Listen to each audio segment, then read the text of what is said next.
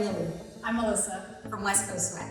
And if you've noticed, we've been doing a new class on Tuesday mornings at 7:30, 2060 Mass. In this 2060 Mass class, we take the classic 26 postures, 2 breathing exercises that you all know and love, and we do must, so some different postures to really open up the body in a different way. Today we're going to talk about the salutes to God and goddesses that we start with in the class. It's a really great posture to warm up your entire body.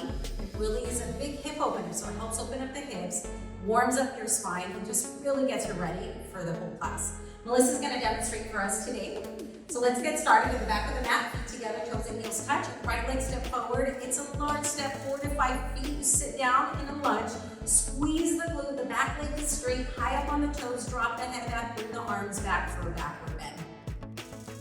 Now come up from the backward bend, and typically we would stand up and turn around and face the back and do the same thing in the back. But today we're just going to show you the other part of the posture. We're going to drop the knee 3 inches from the right heel, round your spine, forward bend, bring the forehead to the knee, hands stay in prayer position, and the fingertips are just by the big toe.